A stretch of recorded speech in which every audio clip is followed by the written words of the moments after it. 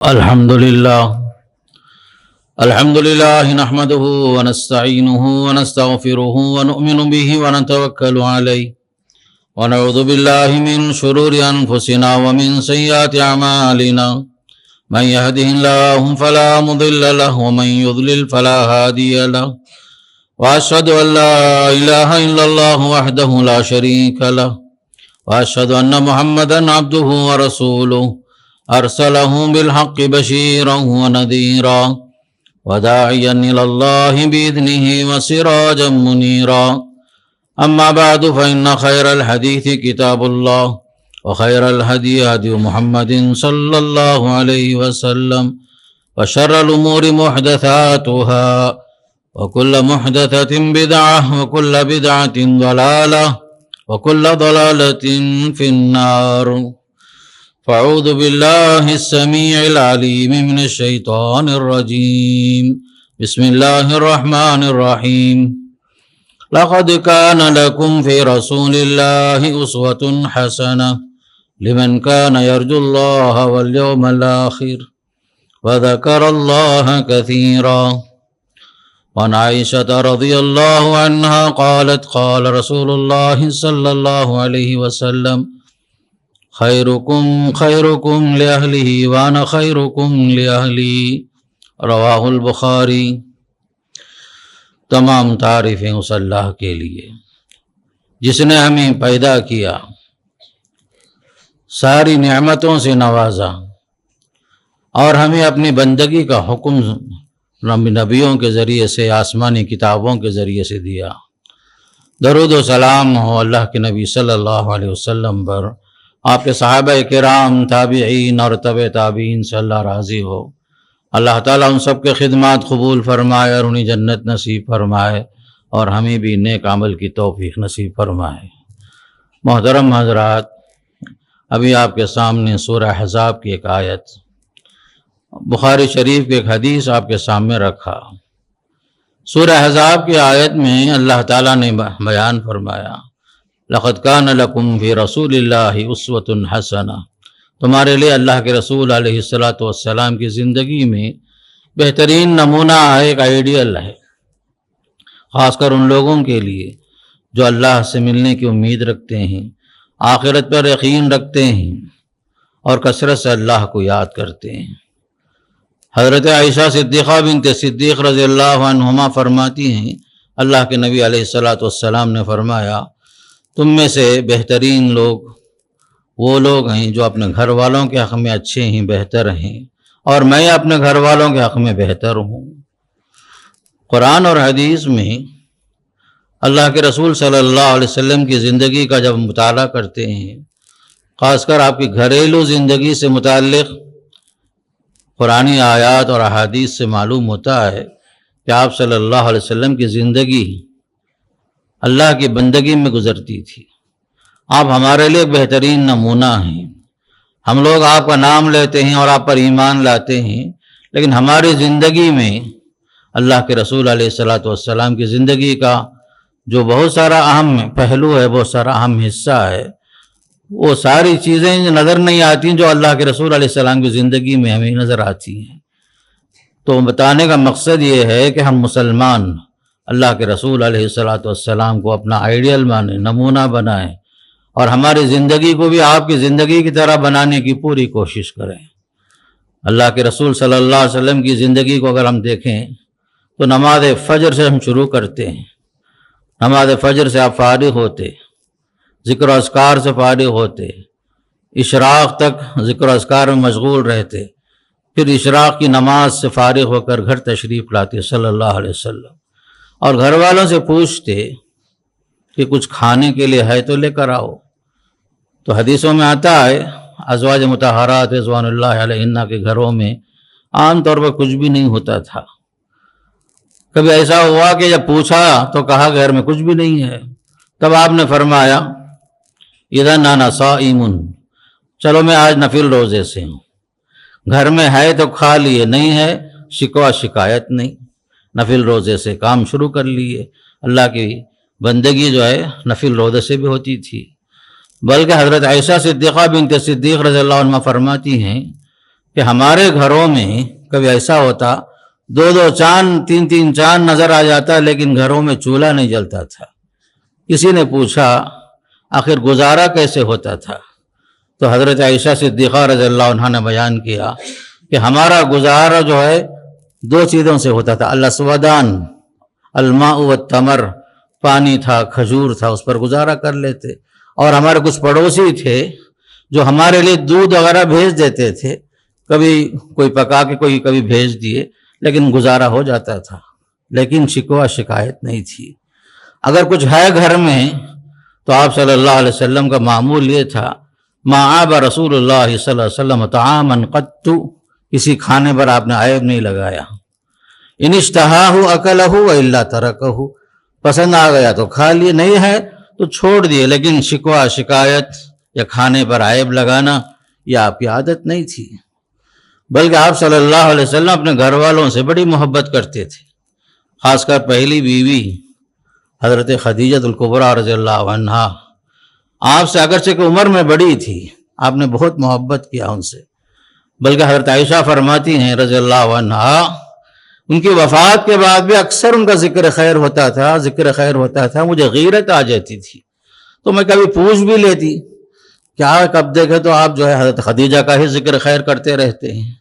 تو حضرت محمد صلی اللہ علیہ وسلم جواب دیتے، ان کی وہ خوبیاں بہت ہیں، لیکن وہ میرے بچوں کی ماں بھی تو تھی، میرے جتنے بچے ہیں سارے وہ خدیجہ سے ہی پیدا ہوئے، اس وجہ سے بھی میں ان سے محبت کرتا ہوں۔ وفات کے بعد بھی حضرت خدیجہ سے محبت کا اظہار ہوتا تھا۔ بلکہ آپ صلی اللہ علیہ وسلم کے گھر میں کوئی چیز بن جاتی تھی تو حضرت خدیجہ کے سہیلیوں کو، جو حضرت خدیجہ زندگی میں جو بھیجتی تھی، وہ باقاعدہ وہ سلسلہ باقی رکھتے تھے اللہ کے رسول صلی اللہ علیہ وسلم۔ اور آپ اپنے بچوں سے بڑی محبت کرتے، باپ ہونے کی حیثیت سے۔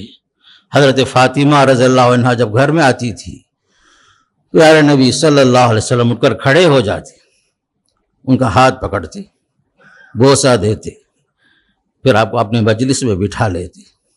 یہی حالت حضرت فاطمہ کی بھی تھی، جب آپ ان کے گھر جاتے تھے اللہ کے رسول علیہ السلام، وہ بھی ان کے لیے اٹھ کر کھڑے ہو جاتی اور آپ کو اپنے گھر میں بڑی عزت کے ساتھ، احترام کے ساتھ بٹھاتی تھی۔ اتنا سارا دنیاوی معاملہ تو ہے، بچوں سے محبت کرنا سب کچھ، لیکن معاملہ جب آخرت کا ہوتا تھا، صاف فرماتے تھے اپنی بیٹی سے، یا فاطمہ بنت محمد، اے محمد کی بیٹی فاطمہ غور سے سن لے، سلینی ما شئت من مالی لا اغنی عنک من اللہ شیئا، یہ دنیا ہے، یہاں جو کچھ مانگنا ہے مانگ لے، میری دولت ہے، جو مانگنا ہے مانگ لو، میں دے دوں گا دنیا میں جو کچھ ہے، لیکن میں اتنا یاد رکھو آخرت میں تمہیں کچھ کام نہیں آ سکتا، اپنے لیے جو کرنا یہی کر لو۔ آپ صلی اللہ علیہ وسلم جو ہے یہ نہیں فرماتے کہ میں تمہیں وہاں آ جاؤ، میں جو ہے تمہارے حق میں جو ہے بہت کچھ کروں گا، یہ سب نہیں۔ ہر آدمی اپنے عمل کا مکلف ہے، اپنے اوپر بھروسہ رکھے، اپنے ایمان کے ساتھ عمل کا معاملہ جو ہے دنیا میں یہی توشہ لے کر آئے۔ اسی لیے آپ نے حضرت فاطمہ سے فرمایا کہ دنیا میں جو کچھ مانگنا ہے میرے مال میں سے مانگ لے، لیکن میں آخرت میں تمہیں کچھ کام نہیں آ سکتا۔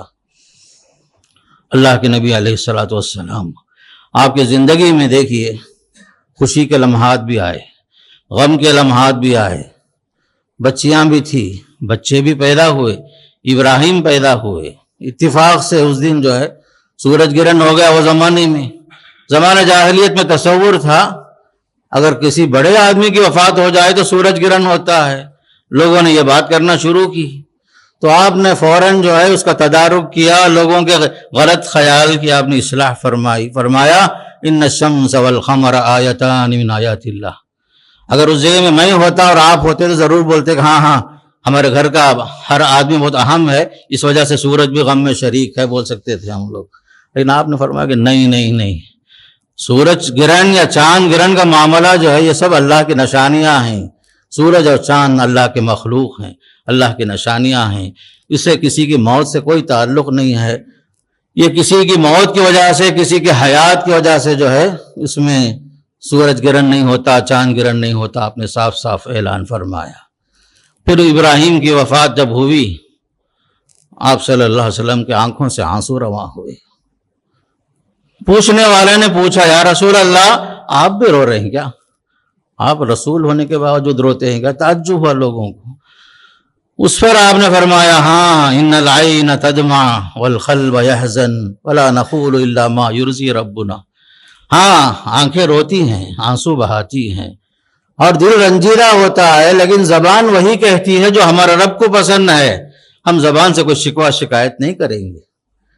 اللہ کے نبی صلی اللہ علیہ وسلم جو ہے ابراہیم کے آخری وقت میں جب ان کی جان نکل رہی تھی بہت پریشان ہوئے، معصوم بچہ تھا لیکن باپ کی شفقت غالب آئی۔ الغرض گھریلو معاملات ایسے ہوتے تھے۔ آپ صلی اللہ علیہ وسلم ظہر کی نماز سے فارغ ہوتے اور اس سے پہلے حضرت عائشہ فرماتی ہیں کہ گھر میں آپ کا کام جو ہوتا تھا، آپ اپنے کپڑے زیادہ نہیں تھے آپ کے پاس، گھروں میں جو کپڑا تھا مختصر تھا، 2 جوڑے 3 جوڑے بہت زیادہ، یہ خاص جوڑا ہوتا تھا جو جمعے کے لیے، عیدوں کے لیے، استقبال وفود کے لیے پہنتے تھے صلی اللہ علیہ وسلم۔ جو تھا وہی تھا، وہی پھٹ جاتا اپنے ہاتھ سے سی لیتے، بکری کا دودھ اپنے ہاتھ سے بکری سے دودھ دوہ لیتے، کپڑا جہاں تک کہ جوتا اگر پھٹ گیا تو وہ خود اپنے ہاتھ سے سی لیتے، گھر کا جو کام ہے وہ سب کر لیتے صلی اللہ علیہ وسلم، کسی پر بوجھ نہیں بنتے صلی اللہ علیہ وسلم، اپنا کام کسی اور سے کرانا نہیں چاہتے، خود سے اپنا پورا کام کر لیتے۔ پھر حضرت عائشہ رضی اللہ عنہ فرماتی ہیں آپ ہمارے درمیان ایسے ہی رہتے اتنے کہ یہ نماز کا وقت ہو جاتا، اذان کا وقت ہو جاتا، آپ ہمارے درمیان سے ایسا اڑ جاتے گویا کہ آپ کا ہمارے سے کوئی تعلق نہیں اور آپ کا ہم سے کوئی تعلق نہیں، نہ ہم جو آپ کو پہچانتے نہ آپ ہمیں پہچانتے۔ نماز کا وقت آیا فوراً اٹھے چلے نماز کے لیے، بیوی بچوں کے ساتھ ضرور ہیں لیکن وقت نماز جب آ جائے تو دنیا ایک طرف، اللہ کی اس پکار کی طرف فوراً لپک جاتی ہے صلی اللہ علیہ وسلم۔ دوپہر کا وقت ہوتا، ظہر کے وقت میں وہ زمانے میں 3 ٹائم کھانے کا رواج نہیں تھا، وہ زمانے میں 2 ٹائم کھاتے تھے، کبھی نماز سے پہلے کبھی نماز کے فوراً بعد کھا لیتے صلی اللہ علیہ وسلم۔ پھر آپ دوپہر میں خیلولہ کرتے تھے علیہ السلام، خیلولہ کرنا آپ کا معمول تھا۔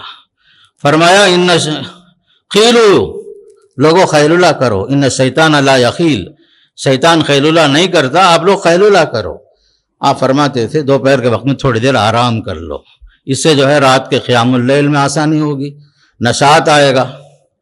تو الغرض عصر کی نماز کا وقت ہوتا، آپ صلی اللہ علیہ وسلم جو ہے اول وقت میں ہر نماز پڑھنے کے عادی تھے، نماز کا وقت آئے تو نماز میں تاخیر نہیں ہوتی تھی، اول وقت میں نماز پڑھنا، نماز سے فارغ ہو کر لوگوں کو نصیحت بھی کرنا، اگر کوئی عام معاملہ ہوتا لوگوں کو جمع کرنا، الصلاۃ جامعہ، لوگوں حاضر ہو جاؤ، جمع ہو جاؤ، کوئی خاص بات ہوتی نصیحت کرتے صلی اللہ علیہ وسلم۔ پھر نماز کے دوران کبھی ایسا ہوتا تھا آپ نماز پڑھ رہے ہیں، گھر کے بچے ہمارے جس طرح چھوٹے چھوٹے بچے ہوتے ہیں ہمارے گھروں میں، ویسے آپ کے گھر میں بھی نواسی تھی، امامہ آپ کی نواسی تھی، کبھی بھاگ کے آ جاتی نماز کے وقت میں آپ کے گھر کے اندر سے مسجد آ جاتی، اللہ کے نبی علیہ السلام نماز میں کھڑے ہو کر بچی کو اٹھا کے کندھے پہ ڈال لیتے، رکوع میں جاتے، پھر سجدے میں جانے سے پہلے زمین پہ اتار دیتے، سجدہ کر لیتے، پھر سجدے سے فارغ ہوئے پھر دوبارہ قیام کے ساتھ دوبارہ اٹھا کے کندھے پہ ڈال لیتے بچی کو۔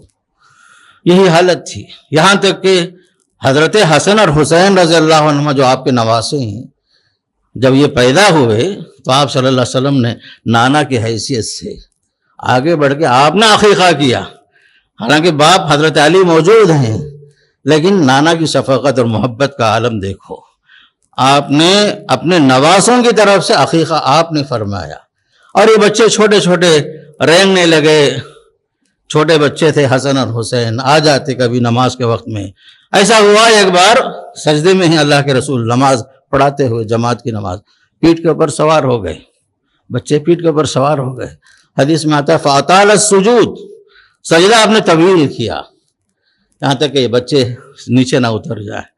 اس طریقے سے اللہ کے رسول صلی اللہ علیہ وسلم ایک بہترین نمونہ تھے ہمارے لیے، بلکہ ایسا ہوتا کہ کبھی نماز کا وقت ہوتا، نماز باجماعت میں عورتیں حاضر ہوتی، عورتوں کی مجلس میں کسی بچے کے رونے کی آواز آتی، نماز ہلکی کر دیتے، پھر فرماتے بعد میں نے ارادہ کیا کہ نماز طویل پڑھاؤں، لیکن اتنے میں دیکھا بچہ رو رہا ہے، اس کی وجہ سے ماں کو تکلیف ہوگی، اس لیے میں نے نماز کو ہلکی کر دی۔ اللہ کے رسول صلی اللہ علیہ وسلم بڑے شفیق، بڑے مہربان، بڑے جو ہے ہمدرد تھے پوری انسانیت کے لیے۔ عصر کی نماز سے فارغ ہوئے، کبھی جو ہے بازار کی طرف چلے جاتے، اللہ کے رسول علیہ السلام بازار جاتے، جا کے دیکھتے لوگوں کا حال کیسا۔ ایسا نہیں کہ جو ہے آپ کا معمول صرف گھر اور مسجد ہے، نہیں، بازاروں کا رخ کرتے، جا کے دیکھتے بیپاریوں کا حال کیا ہے، تاجروں کا حال کیا ہے، جاتے دیکھتے۔ ایک مرتبہ گئے، ڈھیر میں کچھ اناج کوئی تاجر بیچ رہا تھا، آپ نے ڈھیر کے بیچ میں ہاتھ ڈال کر دیکھا، پوچھا اے تاجر تم نے کیا کیا؟ اوپر کا مال سکا ہے، اندر کا مال گیلا ہے، بھیگا ہوا مال ہے۔ تو اس نے کہا یا رسول اللہ کل بارش ہو گئی تھی اس لیے مال بھیگ گیا ہے۔ تو آپ نے فرمایا جو بھیگا ہوا مال ہے تم نے اسے اوپر کیوں نہیں کیا، اسے چھپانے کی تم نے کیوں کوشش کی؟ پھر فرمایا من غشنا فلیس منا، جو دھوکہ دیتا وہ مسلمان ہو نہیں سکتا۔ فرمایا تاجروں کے پاس جانا، انہیں نصیحت کرنا، تجارت کے معاملے میں ایمانداری کا سبق دینا، امانت داری کا سبق دینا، یہ بھی جو ہے آپ کے معمولات میں سے تھا۔ کبھی ایسا ہوتا کہ بعض صحابہ بیمار ہوتے، نماز میں ہی معلوم کر لیتے، کہاں بھائی فلاں صاحب نہیں ہیں، فلاں صاحب نہیں ہیں، نماز کے بعد جو ہے چلے جاتے ان کے گھروں کو۔ حضرت سعد بن ابی وقاص رضی اللہ عنہ بیمار تھے، بیمار پرسی کے لیے آپ پہنچ گئے، تو حضرت سعد نے کہا یا رسول اللہ مجھے تو صرف ایک ہی بیٹی ہے، اب مجھے ڈر ہے موت کا، اب میری بیٹی کے علاوہ کوئی اور وارث نہیں ہے، تو کیا میں پورا مال صدقہ کر دوں؟ کیا پوچھے؟ آپ نے فرمایا کہ نہیں۔ کیا آدھا مال؟ کہا کہ نہیں۔ پھر کہا آپ صلی اللہ علیہ وسلم نے ایک ثلث مال، 1/3 جو ہے صدقہ کرو، وصیت کرو۔ یہ ایک ثلث بھی بہت زیادہ ہے فرمایا۔ کبھی جو ہے حضرت جابر بن عبداللہ، حضرت جابر یہ بھی ایک بیمار صحابی تھے، ان کو صرف بہنیں تھی، حضرت جابر رضی اللہ عنہ کو بیمار تھے، حضرت ابو بکر اور اللہ کے رسول دونوں مل کر گئے، دیکھا تو بے ہوش ہیں حضرت جابر رضی اللہ عنہ۔ آپ صلی اللہ علیہ وسلم نے وضو کیا، وضو کا پانی ان کے چہرے پر مارے، پھر اٹھ کر بیٹھے، وہ ہوش میں آئے۔ انہوں نے فوراً کہا یا رسول اللہ اب میرا مال جو ہے کس میں تقسیم ہوگا؟ ان کو بھی جو موت کا ڈر کہ میرے کوئی وارث نہیں ہے، میں کلالہ ہوں، میں نہ میرے ماں باپ ہیں نہ میرے بچے ہیں، صرف میرے بہنیں ہیں۔ اس پر آیت نازل ہوئی، سورہ مائدہ کی آخری آیت۔ بہرحال اس طریقے سے اللہ کے رسول صلی اللہ علیہ وسلم کا جو معمول تھا، عبادات کے علاوہ گھریلو زندگی میں وقت گزارنا، احباب کی خیریت معلوم کرنا، دینی معلومات کے حساب سے جو لوگ جاننا چاہتے ہیں انہیں معلومات فراہم کرنا، یہاں تک کہ غیر مسلم کی بیمار پرسی کے لیے بھی چلے جاتے صلی اللہ علیہ وسلم۔ ایک بچہ تھا، یہودی بچہ تھا، جو ہمیشہ آپ کی مجلس میں آتا تھا، وہ چند دن سے غائب تھا وہ بچہ۔ آپ نے پوچھا کیا ہوا، وہ بچہ کیوں نظر نہیں آ رہا ہے؟ کہا گیا کہ بیمار ہے۔ آپ پہنچے فوراً ان کے گھر میں، جا کر کے وہ بچے کی بیمار پرسی سب کیے، دیکھا کہ بچہ آخری ٹائم میں ہے، شاید جینے کی امید کم ہے۔ آپ نے اس بچے سے کہا بیٹا کلمہ پڑھ لے، کلمہ پڑھ۔ وہ بچہ جو ہے باپ کی طرف دیکھا، گویا باپ سے اجازت چاہ رہا تھا۔ اس کے باپ نے اللہ کے رسول کے اخلاق سے متاثر ہو کر کہ ایک نبی، مسلمانوں کا بلکہ پوری انسانیت کا نبی میرے گھر پہ آیا ہے میرے بچے کی بیمار پرسی کے لیے، تو فوراً کہتا ہے باپ اطع ابا القاسم، محمد کی صلی اللہ علیہ وسلم کی کنیت تھی ابو القاسم، بیٹا ابو القاسم کی بات مان لے۔ بولنا تھا، بچہ کلمہ پڑھا، کلمہ پڑھ کر مسلمان ہوا۔ پھر آپ نے فوراً بہت خوشی کا اظہار کرتے فرمایا اللہ کا شکر ہے اللہ نے اس بچے کو جہنم سے بچا لیا، جہنم سے بچا لیا۔ دیکھیے کہ آپ صلی اللہ علیہ وسلم کی زندگی کا وقت جو ہے کتنا قیمتی تھا، اس کے باوجود آپ صلی اللہ علیہ وسلم اپنوں میں، بچوں میں، یہاں تک کہ آپ کے گھر میں آپ نے خدمت کے لیے کسی کو نہیں رکھا۔ یہ سن لیجیے اچھی طریقے سے بات، ہم لوگ جو ہے ذرا سہولت ہونے کے ساتھ خادم کی تلاش میں، خادماؤں کی تلاش میں رہتے ہیں۔ میرے نبی صلی اللہ علیہ وسلم کے گھر میں کوئی خادم یا خادمہ نہیں تھا، لیکن حضرت انس رضی اللہ عنہ کی والدہ نے خود سے اگر درخواست کی یا رسول اللہ یہ میرا بچہ ہے آپ کے گھر میں، آپ رکھ لیجئے خدمت کرنے کے لیے، آپ کی تربیت میں رکھ لیجئے، تب آپ نے قبول کیا۔ حضرت انس بن مالک کہتے ہیں یار اللہ کے رسول کی میں 10 سال خدمت کیا، 1 دن 2 دن نہیں، 10 سال خدمت کی، لیکن کبھی آپ نے نہ مجھے مارے، نہ مجھے برا بھلا بولے، نہ کبھی آپ نے یہ کہا کہ تم نے یہ کام کیوں کیا، یہ کام کیوں نہیں کیا، یہ سوال بھی کبھی نوبت نہیں آئی۔ 10 سال خدمت کرتے ہیں اور آپ کے اخلاق کی گواہی دیتے ہیں انس بن مالک رضی اللہ عنہ۔ الغرض اللہ کے رسول صلی اللہ علیہ وسلم کی زندگی میں یہ سب چیزیں تھیں۔ آپ صلی اللہ علیہ وسلم ان عورتوں کی خاص کر ازواج مطہرات کے ساتھ انصاف کے ساتھ پیش آتے تھے۔ آپ کی 11 بیویاں تھیں، آپ صلی اللہ علیہ وسلم سب کے پاس باری باری سب کے گھروں کو جانا، سب کا لحاظ رکھنا، سب کا خیال کرنا، بلکہ سفروں میں بھی جب جاتے باہر تو قرآن اندازی ہوتی تھی، جس کا نام آیا اسے ساتھ میں لے لیے اللہ کے نبی صلی اللہ علیہ وسلم۔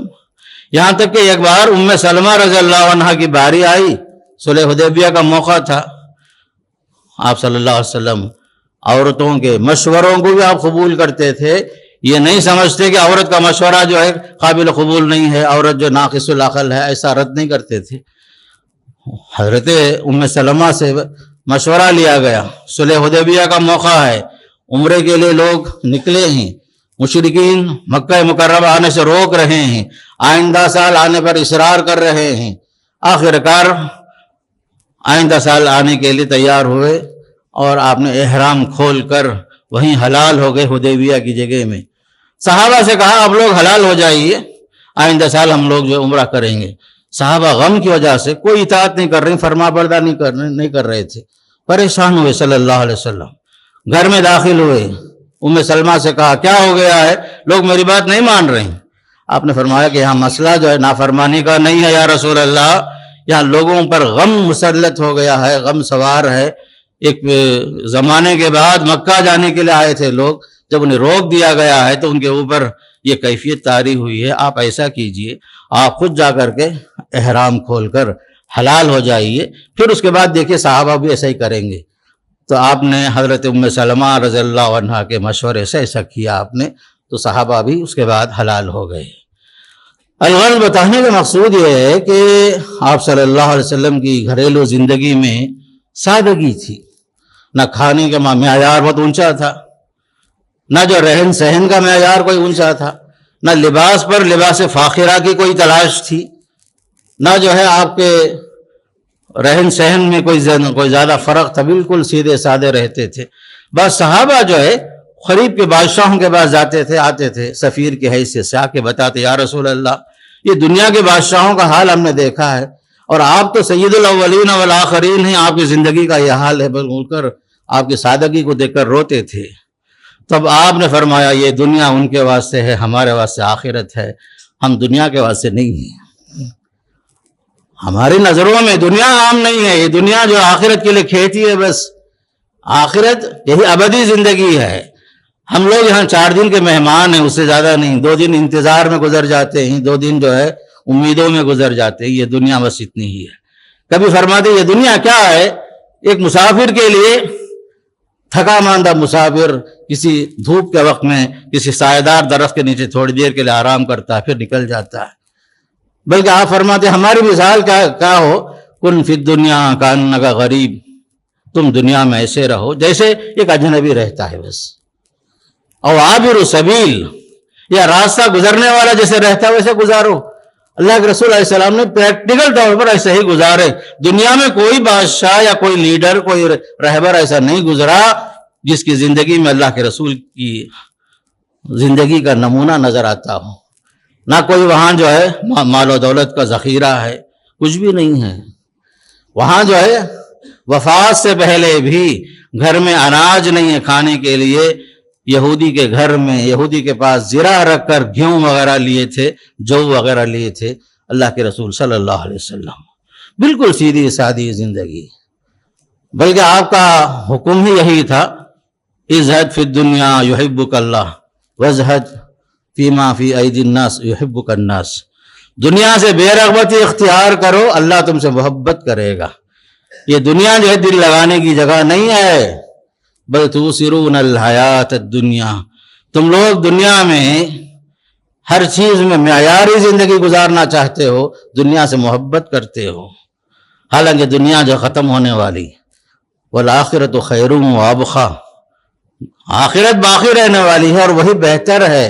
یہ دنیا فانی ہے اور آخرت ہمیشہ باقی رہنے والا گھر ہے۔ ہم لوگ جو کسی گھر میں منتقل ہونے سے پہلے اپنا ہر سامان منتقل کر کے ہم آخر میں جا کے وہاں پہنچتے ہیں، ٹرانسفر ہوتے ہیں، کسی گھر میں منتقل ہوتے ہیں، پہلے اپنا سامان بھیجتے ہیں۔ یہ دنیا، عارضی دنیا کے اندر یہ حالت ہماری ہے، جبکہ ہم لوگ آخرت کو بھول جاتے ہیں، وہاں کے لیے ہم نے کچھ بھی نہیں بنایا۔ ہم چاہتے ہیں کہ دنیا میں ہمارے پاس ہر چیز عمدہ سے عمدہ ہو، محل ہو، گاڑیاں ہو، آرام کا ہر سامان میسر ہو، لیکن نبی کی زندگی دیکھو کتنی سادگی کے ساتھ گزرتی ہے۔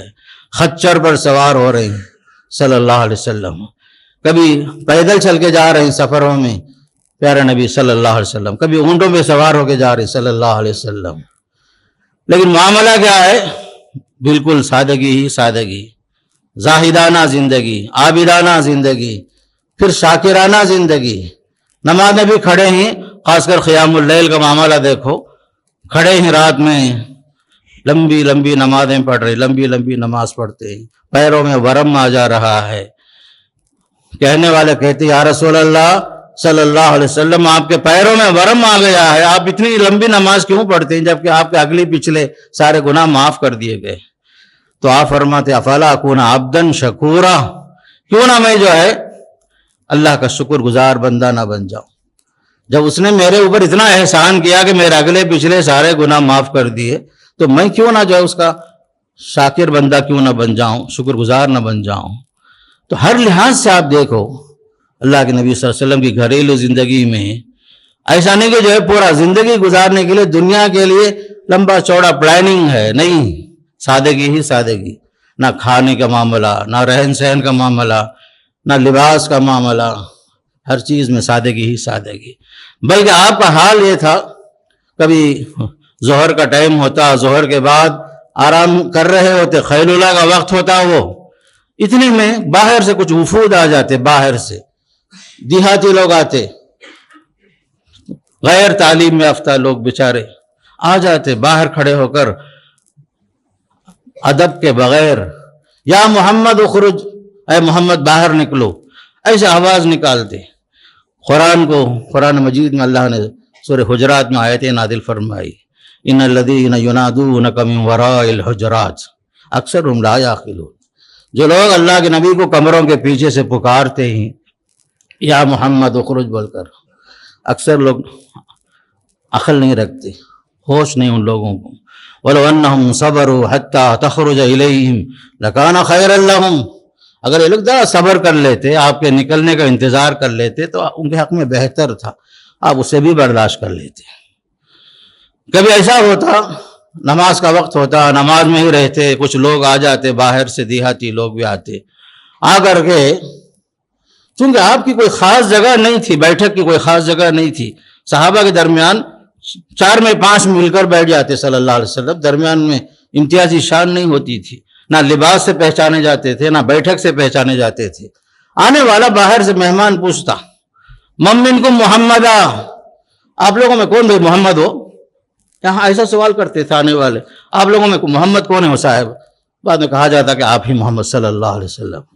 آتے، آپ ان کو بٹھا لیتے قریب میں، آنے والا سوال کا انداز بھی دیکھو، کیسے کیسے انداز تھے لوگوں کے، کہتے میں آپ سے سوال کروں گا، غصہ نہیں کرنا، میں جو ہے سوالات میں ذرا شدت برتوں گا، آپ ناراض نہیں ہونا۔